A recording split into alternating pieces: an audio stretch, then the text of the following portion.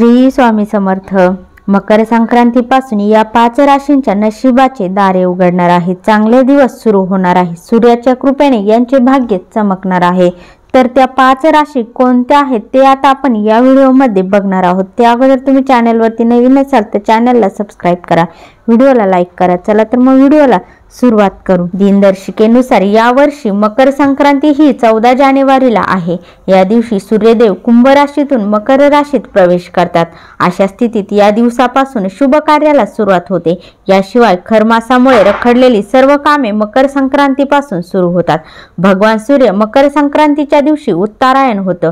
ज्योतिषशास्त्रीय गणनेनुसार यंदाची मकर संक्रांती ही खूप खास आहे, कारण या दिवशी सूर्यदेव मकर राशीत प्रवेश करेल। या दिवशी पुष्य नक्षत्रांचाही विशेष योग होत आहे। मकर संक्रांती शुभ आहे, तसेच काही राशींसाठी ही फायदेशीर देखील आहे। चला तर मग त्या राशी कोणत्या आहेत ते आता आपण या व्हिडिओमध्ये माहिती करून घेऊया। पहिली रास म्हणजे मेष रास। मेष राशीच्या लोकांना मकर संक्रांतीमुळे त्यांच्या करिअरमध्ये विशेष प्रगती होईल। नोकरदारांना नवीन संधी मिळतील। आर्थिक स्थिती सकारात्मक सुधारणा होईल। व्यवसायात आर्थिक स्थिती चांगली राहील। सर्व प्रलंबित कामे पूर्ण होतील। कुटुंबातील ज्येष्ठ सदस्यांचे सहकार्य या व्यक्तींना मिळेल। यानंतरची पुढची रास आहे ती म्हणजे सिंह। सिंह राशीच्या लोकांसाठी ही मकर संक्रांती विशेष असते। सूर्यदेवाच्या कृपेने मान सन्मान वाढेल। नोकरदारांना पदोन्नतीचा लाभ मिळू शकतो। वैवाहिक जीवन चांगले राहील। व्यवसायात आर्थिक सुधारणा होईल। गुंतवणुकीतून मोठा फायदा होऊ शकतो। पैसा येत राहील। मानसिक आनंद राहील। यानंतरची पुढची रास आहे ती म्हणजे मकर रास। मकर संक्रांत मकर राशीसाठी अतिशय शुभ मानली जाते। जेव्हा सूर्यदेव या राशीत प्रवेश करेल तेव्हा शुभ दिवसाची सुरुवात होईल। या काळात प्रत्येक कामात यश मिळेल। आरोग्य चांगले राहील। कोणतेही नवीन काम सुरू करू शकतात।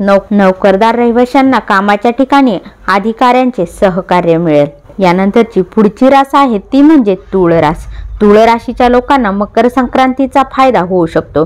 जमिनीच्या बाबतीत आर्थिक प्रगती होईल। कुटुंबात सुखशांती नांदेल। तुम्हाला तुमच्या जोडीदाराकडून पूर्ण सहकार्य मिळेल।